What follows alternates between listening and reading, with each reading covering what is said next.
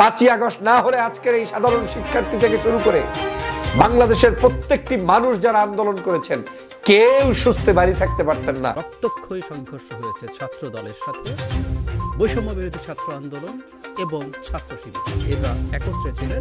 আসসালামু আলাইকুম ভিউয়ার্স, দেশ ও দেশের বাহির থেকে যারা আমার ভিডিওটি প্লে করেছেন জানাচ্ছি আন্তরিক শুভেচ্ছা ও অভিনন্দন। আশা করি সবাই ভালো আছেন, সুস্থ আছেন, আলহামদুলিল্লাহ। তো ভিউয়ার্স, 5ই আগস্টের পর থেকে ছাত্রলীগ নিষিদ্ধ করা হলেও এবার কুয়েটে ছাত্র দলের প্রেতাত্মার মাধ্যমেই ভেসে উঠেছে ছাত্রলীগের কর্মকাণ্ড এবং বহিরাগতভাবেও তারা ছাত্রলীগ হায়ার করে শক্তি অর্জন করে শিবির নেতাকর্মীদের উপরে ব্যাপকভাবে তারা আঘাত করেছেন গতকাল রামদে এবং এখনও পর্যন্ত কুয়েতের থমথমে অবস্থা। মূলত বিএনপি তথা যুবদল মিলে নতুন করে জামাত শিবিরের উপরে ট্যাগ দিয়ে কেন আক্রমণ করছেন এবং দেশের বিভিন্ন বিশ্ববিদ্যালয়ে এটা নিয়ে ছাত্র জনতা ব্যাপকভাবে ফুঁসে উঠেছে। সর্বশেষ আপডেট জানবো যে এই ষড়যন্ত্রের মূল নরকাঠি কে আর ছাত্র দলেরা কেন ছাত্রলীগকে প্রশ্রয় দিয়ে এই দেশটা আবার দখল করার চেষ্টা করছে, বিস্তারিত। ভিডিওতে যাওয়ার আগে ছোট রিকোয়েস্ট করবো, যারা এখনো চ্যানেলটি সাবস্ক্রাইব করেননি, নিয়মিত দেশের সকল আপডেট সবার আগে জানতে অবশ্যই চ্যানেলটি সাবস্ক্রাইব করে পাশে রাখবেন। দর্শক আসুন স্ক্রিনে। এই কারণে আপনি সাধারণ শিক্ষার্থীর গায়ে হাত তুলবেন? কে আপনাকে সেই অধিকার দিয়েছে? আপনি আসছেন একটা ফেরেকশন বাজাইতে? 5ই আগস্ট না হলে আজকের এই সাধারণ শিক্ষার্থী থেকে শুরু করে বাংলাদেশের প্রত্যেকটি মানুষ যারা আন্দোলন করেছেন কেউ সুস্থে বাড়ি থাকতে পারতেন না।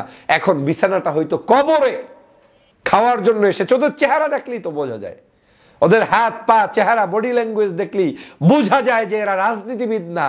রাজনীতিবিদের চেহারার মধ্যে এই ধরনের চেহারা থাকবে না। আপনার সাথে শিবিরের সমস্যা, ছাত্রদলের সমস্যা না বৈষম্য বিরোধীর সমস্যা, এইটার উছিলা দিয়ে রান্দা চাপাতির রাজনীতি বাংলাদেশে চলতে পারে না। আপনি কি করবেন? আন্ডারগ্রাউন্ডে কে করছে রাজনীতি, আর ওপেনলি কে করছে রাজনীতি, আর শুয়ে শুয়ে কে করছে রাজনীতি, এগুলো শোনার আমাদের টাইম নাই। কে করছেন রাজনীতি আর কে করেন নাই, চাপাতির রাজনীতি বিশ্ববিদ্যালয়ের ক্যাম্পাসগুলোতে অনুমোদন আপনাকে কেউ দেয় নাই। সে কারণে ভয় পাচ্ছি এই দলের সিংহভাগ জায়গায় এমন এমন কিছু দুষ্ট চক্রের লোকেরা বসে গিয়েছে ডালায় ডালায় পাতায় পাতায়, যাদের উদ্দেশ্য হচ্ছে এই দলটাকে ভ্যানিশ করে দেয়া, আর কিচ্ছু না। দল ভ্যানিশ করতে কোনো শত্রু লাগবে না, নিজের ভিতরে লুকায়িত কিছু শাহবাগী, এই শাহবাগীরাই বিএনপি ছাত্র দল কিংবা যুব দলকে ধ্বংসের জন্য যথেষ্ট। এই শাহবাগ মুক্ত দল গঠন করতে হবে, দেশপ্রেমিক নাগরিকদেরকে দিয়ে দল গঠন করতে হবে, দেশপ্রেমিক মানুষ দিয়ে ছাত্র সংগঠন সাজাতে হবে। সেটা সাজাতে পারলেই ছাত্র জনতার ভিড়ে এই সংগঠনগুলো পদভারে মুখরিত হবে, আলোচিত হবে, আলোকিত হবে। কুয়েটে যে আক্রমণটা করা হলো, এই আক্রমণটা জাতির কাছে এই দলকে, এই ছাত্র দলকে হেয় করেছে। এখানে প্রতিযোগিতা করে ফার্স্ট হওয়ার কিছু নাই। আপনি চাচ্ছেন যে আমি কিছু করি নাই, কিন্তু জনগণ ডিজিটাল যুগে বসে নেই, সবাই জানে কে কি করেছে কে কি করে নাই। অতএব এই ধরনের প্রবণতা থেকে শাহবাগীদের বের হয়ে আসতে হবে, দলটাকে বের হয়ে আসতে হবে, না হয় এই দলের সামনের দিনের ভবিষ্যৎ আরো অন্ধকার অন্ধকার অন্ধকার, কোনো সন্দেহ নাই। ছাত্রলীগের মতো আচরণ করলে পরিণতি ঠিক ছাত্রলীগের মতোই হবে, এটা ভাবতে আর কোনো বিজ্ঞানী হতে হবে না। বাংলাদেশের সাধারণ মানুষ সিদ্ধান্ত নিতে জানে, বাংলাদেশের সাধারণ শিক্ষার্থীরা সব কিছু সম্পর্কে যথেষ্ট জ্ঞান রাখে। এখন কে হামলা করে কে করে না, কে হামলা করেছে কে করে নাই, এ নিয়ে বিতর্ক করার কোনো সুযোগ নেই। বর্তমান এই ডিজিটাল যুগে বাংলাদেশের প্রত্যেকটি প্রান্তে কে কার উপরে কিভাবে অত্যাচার করছে, জুলুম করছে, সব কিছুর চিত্র জাতির সামনে ফুঁসে উঠেছে। কেউ কাউন্টার দিয়ে লাভ নেই যে আমাকে জিততে হবে তাই আমি কাউন্টার দিয়ে পাশ করে যাব। নিশ্চয়ই আপনারা জানেন কুয়েটের ঘটনা, গতকালকের যা ঘটেছে সেটা কোনো ভাষায় প্রকাশ করা যায় না। প্রথমেই আমি এর তীব্র নিন্দা জানাই। আমি এজন্যই তীব্র নিন্দা জানাই, এই শিক্ষাঙ্গনগুলোতেই ছাত্রলীগের অবাধ বিচরণ ছিল এক সময়। তারা বিশ্ববিদ্যালয়ের সাধারণ শিক্ষার্থীদেরকে কখনোই শিক্ষার্থী মনে করত না, শিক্ষার্থীদের ন্যায্য অধিকার তারা দিত না, তাদের সকল প্রকার অধিকার থেকে বঞ্চিত করে সাধারণ শিক্ষার্থীদেরকে এক ধরনের গুয়ান্তানামো নামক কারাগারের মধ্যে বন্দি রাখত ছাত্রলীগের লোকেরা।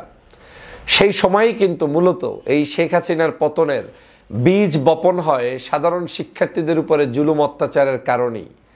অনেকের কাছে হয়তো মনে হবে কোটা সংস্কার, কোটা সংস্কার একটি সামান্য উপাদান মাত্র, কিন্তু এই কোটা সংস্কারের সাথে বাংলাদেশের জনগণের পুঞ্জীবিত ক্ষোভ, ছাত্র জনতার বিভিন্ন সময়ে তাদের উপরে যে অত্যাচার, জুলুম, নির্যাতন, তাদের উপরে যে বৈষম্য, এই সব কিছুর সমন্বয় হাসিনার পতন পর্যন্ত গিয়ে পৌঁছেছে। আপনারা নিশ্চয়ই জানেন যে সারা বাংলাদেশের বিশ্ববিদ্যালয় কলেজগুলোতে কি ঘটাতো এই আওয়ামী লীগ ছাত্রলীগের সদস্যরা। হল বাণিজ্য, ছাত্রীদেরকে জোর করে তারপরে তাদের সেই সকল রাজনীতিবিদদের বেডরুমে পৌঁছানো, লক্ষ লক্ষ টাকা ইনকাম করা, বিশ্ববিদ্যালয়ে নতুন কোনো নবাগত শিক্ষার্থী আসলে বাধ্য করে দল করানো, তারপরে সেই শিক্ষার্থীর মনের বাহিরে, চিন্তার বাহিরে সিট বাণিজ্য করা, মেধার ভিত্তিতে বিশ্ববিদ্যালয়গুলো পরিচালিত না করা, শিক্ষকের গায়ে হাত তোলা, ছাত্রকে খুন করা, হত্যা করা, কি বিভৎস চিত্র ছিল ছাত্রলীগের আমলে।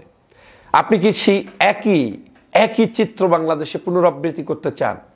ভিন্ন নাম দিলেই কি সেই নতুন করে সেই ধরনের কার্যক্রম আপনি বাস্তবায়ন করে পার পেয়ে যেতে পারবেন? এই দেশের মানুষ এখন আর বোকা নয়, কাউকে ছাড় দিবে না। সে হতে পারে ছাত্র দলের নামে, হতে পারে ছাত্র শিবিরের নামে, হতে পারে ইসলামী আন্দোলনের নামে, হতে পারে অন্য কোনো ডানপন্থী বামপন্থী যে কোনো ছাত্র অর্গানাইজেশনের নামে, কিংবা বৈষম্য বিরোধী ছাত্রদের নামে। কোনো নামেই এই দেশে কেউ আর সন্ত্রাসী করে মানুষের চোখে আর ধুলা দিয়ে আপনি পার পাবেন না। গতকালকের কুয়েটের ঘটনাটি অত্যন্ত লজ্জাস্কর একটি ঘটনা ঘটেছে। আমি যেমন এর তীব্র নিন্দা জানাই, বাংলাদেশের সকল নাগরিক এর তীব্র নিন্দা ইতিমধ্যেই জানিয়েছেন। আপনারা জানেন হয়তো আমরা যে ছবিটি ইতিমধ্যেই বাংলাদেশে বিভিন্ন জায়গায় ভাইরাল হয়েছে, সেই ছবির এই ব্যক্তি বিধায় হয়তো তাকে ইতিমধ্যেই বাংলাদেশ জাতীয়তাবাদী যুব দলের পক্ষ থেকে বহিষ্কার পর্যন্ত করা হয়েছে।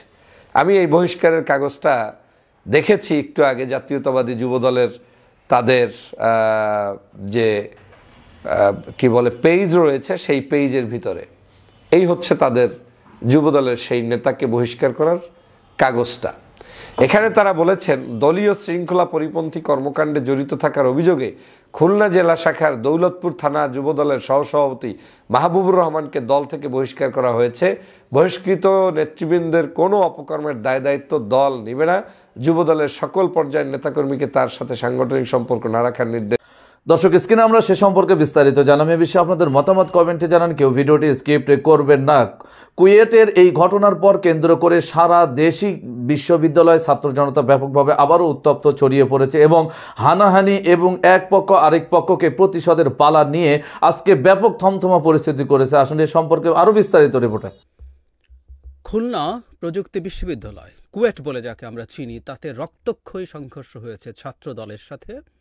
বৈষম্য বিরোধী ছাত্র আন্দোলন এবং ছাত্র শিবির এরা একত্রে ছিলেন, বিপরীতে ছাত্রদল, তাদের সাথে রক্তক্ষয়ী সংঘর্ষ হয়েছে। সেটা নিয়ে কয়েকটা কথা বলতে চাই। এটা নিয়ে আমার টেক, এবং আসলে এই ধরনের সংঘর্ষ আরও কেন হবে, তার জন্য আমাদের কি করা দরকার সেটা নিয়ে কথা বলবো। সবার আগে একটা বিভৎস ব্যাপার চোখে পড়লো, সেটা নিয়ে কথা বলি। এই ঘটনার পর খুলনায় একটা জমায়েতের ছবি ফেসবুকে ছড়িয়ে পড়ছে, যেখানে অল্প কিছু মানুষ, খুব বেশিও না, বোঝা যাচ্ছে এটা ছাত্র দলের একটা সমাবেশ বা জমায়েত। সেখান থেকে একটা দুইটা শিবির ধৈরা ধৈরা জবাই কর, এই ধরনের স্লোগান শোনা যাচ্ছে। বিভৎস স্লোগান, যে স্লোগানটা গণজাগরণ মঞ্চে দেয়া হয়েছিল। আমি খুব স্ট্রংলি কন্ডেম করি এই স্লোগানের, খুব স্ট্রংলি কন্ডেম করি, এবং একজন দুজনও এই স্লোগান দিতে পারে না। বিএনপিকে এটা নিশ্চিত করতে হবে, ছাত্র দলকে এটা নিশ্চিত করতে হবে। ছাত্র শিবির বা জামায়াতের রাজনীতি আমি এন্ডোর্স করি না, আমি বিরোধিতা করি, খুব প্রকাশ্যভাবে বিরোধিতা করি। এবং জামায়াত এবং ছাত্র শিবির আদতে কতটুকু গণতান্ত্রিক মূল্যবোধ ধারণ করে তা নিয়ে আমার প্রশ্ন আছে। আমি আলাদাভাবে একদিন সেটি কথা বলবই, ইনফ্যাক্ট সাম্প্রতিক সময় যা ঘটেছে সেটার ভিত্তিতে। কিন্তু এই দেশের নিয়মতান্ত্রিক যে রাজনীতি, এই দেশের সাংবিধানিক যে রাজনীতি, সেটা মেনে নিয়ে তারা রাজনীতি করছেন। সুতরাং তারা এই রাজনীতি করবেন, তাদেরকে পলিটিক্যালি কমব্যাট করতে হবে, তাদের বিরুদ্ধে সেভাবেই দাঁড়াতে হবে। কিন্তু নিষিদ্ধ করে দেয়া, জামাত নিষিদ্ধ করার বিরুদ্ধে কথা বলেছি, জামাতের বিরোধিতা করি, জামাতের গালিগালাজ সমানে খাচ্ছি, কিন্তু তাদের নিষিদ্ধতার বিরুদ্ধে কথা বলেছি। তাদের উপরে যে কোনো অন্যায়, অত্যাচার, অবিচার যখন হয়েছে কথা বলেছি, সেই রাইটের পক্ষে আমি দাঁড়াই। ঠিক একইভাবে যখন এখন সেই পুরনো জবাই করার কথা আসে, এটা একটা অ্যালার্মিং সাইন। আমি শুরুতেই খুব কঠোর প্রতিবাদ করে রাখলাম, এবং বিএনপিকে নিশ্চিত করতে হবে তাদের সাথে যদি রাজনৈতিক প্রতিপক্ষ জামায়াত শিবির হয়ে ওঠে, তাদেরকে পলিটিক্যালি কমব্যাট করতে হবে। Full stop. এর বাইরে আর কিচ্ছু হতে পারে না, কোনোভাবেই পারে না। কোনো রকম অন্যায়, অবিচার, অত্যাচার জবাই দূরে থাকুক, মিথ্যা মামলা দিয়ে গ্রেফতারের মতো ঘটনাও কাউকে দমন করার জন্য বাংলাদেশে আর হতে পারবে না। যাই হোক, কুয়েটের প্রসঙ্গে আসি। কুয়েটের প্রসঙ্গের মূল যে জায়গাটা, সেটা আসলে সমাধান যদি না করি হবে না। এবং আমরা খেয়াল করেছি এটা আসলে মূলত ছাত্র রাজনীতি, লেজুর ভিত্তিক, দলীয় লেজুর ভিত্তিক এভাবে বলা হচ্ছে, এভাবে বলছেন অনেকে। সেটা থাকবে কি থাকবে না, এই প্রশ্নেই আসলে সমস্যাটা শুরু। ছাত্রদল সেখানে ক্যাম্পাসের বাইরে প্রথম দিন, আমি যদ্দূর কয়েকটা পত্রিকা পড়ে যদ্দূর বুঝলাম স্টোরিটা এরকম, তারা ক্যাম্পাসের বাইরে স্টুডেন্টদের দাঁড়িয়ে, ভেতরে না বাইরে দাঁড়িয়ে স্টুডেন্টদেরকে ফর্ম বিতরণ করেছেন। এটা ভাল লাগেনি বৈষম্য বিরোধী ছাত্র আন্দোলনে। তারা ক্যাম্পাসের ভিতরে মিছিল করেছেন এবং সেই মিছিলের পর তারা তার যে উপাচার্য আছেন সেই উপাচার্যকে এটা দাবি জানিয়েছেন যে ক্যাম্পাস রাজনীতিমুক্ত থাকতে হবে। ফলে তারা তাদের মতো মন্তব্য করেছেন, তাদের মতো বক্তব্য জানিয়েছেন, তাদের দাবি জানিয়েছেন ভিসির কাছে। তারপরে ছাত্রদলের লোকজন ভেতরে এসছেন এবং একটা পর্যায়ে তাদের দাবি মতে তারা ছাত্রদলের লোকজনকে গেটের বাইরে নিয়ে গিয়ে গেটের পকেট গেট ছোটটা বন্ধ করে দিয়েছেন। পরে বহিরাগতরা আসে এবং সেখান থেকে হামলা শুরু হয় এবং সারাদিন দফায় দফায় হামলা হয়। কুয়েট ছাত্রদলের সাথে কাছাকাছি এলাকার ছাত্রদল, যুবদল বা বিএনপির বিভিন্ন লোকজন, অ্যাক্টিভিস্টরা এসে যুক্ত হয়েছে সেই হামলায় এবং বৈষম্য বিরোধী ছাত্র আন্দোলনের সাথে ছাত্র শিবির যুক্ত হয়ে এই হলো দুই পক্ষের হামলা। আমরা এই সব মোটামুটি পত্রিকা পড়ে বিভিন্ন মানুষের কাছ থেকে যারা জেনেছে, বিভিন্ন আমি কয়েকটা পত্রিকাতেই দেখলাম। এরপর যথারীতি যেটা হয়, ছাত্রদল দায় চাপিয়েছে ছাত্র শিবির এবং বৈষম্য বিরোধী ছাত্র আন্দোলনের ওপর, বৈষম্য বিরোধী ছাত্র আন্দোলন দায় চাপিয়েছে ছাত্রদলের ওপরে, শিবির দায় চাপিয়েছে ছাত্রদলের ওপরে এবং বৈষম্য বিরোধী ছাত্র আন্দোলনের জায়গা থেকে ছাত্রদলকে ছাত্রলীগ বলে ট্যাগ করা হচ্ছে এবং তাদেরও নির্মূল হয়ে যাবে এরকম দাবি করা হচ্ছে। কোনটা সঠিক কোনটা ভুল আমি তর্কে যাচ্ছি না। একটা বিভৎস ঘটনা ঘটেছে, এটা মর্মান্তিক, খুবই মর্মান্তিক। সরকারের উচিত হবে একটা নজির স্থাপন করা, যেটা সুষ্ঠু তদন্তের মাধ্যমে, খুব দ্রুত হতে হবে সেটা, সুষ্ঠু তদন্তের মাধ্যমে ছাত্রদল যদি হয়, যেমন ধরুন ছাত্রদল যখন এখানে সংঘাতে জড়াচ্ছে, এরিয়া থেকে ছাত্রদল বা অন্যান্য যারা ইউনিভার্সিটি স্টুডেন্ট না বহিরাগতরা এসছে এবং অত্যন্ত ধারালো অস্ত্রসহ আমরা অনেককেই দেখেছি। এই জিনিসগুলো তদন্ত করা এবং এদের ক্ষেত্রে যারা যারা দায়ী আছে, এটা ছাত্রদল, ছাত্র শিবির কিংবা বৈষম্য বিরোধী ছাত্র আন্দোলন যেই হোক না কেন, খুব দৃষ্টান্তমূলক শাস্তির ব্যবস্থা করতে হবে। আমরা স্টেট এবং সরকারকে অ্যাক্টিভ দেখতে চাই। এই দর্শক, স্ক্রিনে আমরা সে সম্পর্কে বিস্তারিত জানলাম। সো ভিডিও এই পর্যন্ত। ভালো লাগলে লাইক অ্যান্ড কমেন্ট করবেন এবং দেশের সকল আপডেট সবার আগে জানতে অবশ্যই চ্যানেলটি সাবস্ক্রাইব করে পাশে রাখবেন। দেখা হবে পরবর্তী ভিডিওতে ইনশাআল্লাহ। আসসালামু আলাইকুম ওয়া রাহমাতুল্লাহ।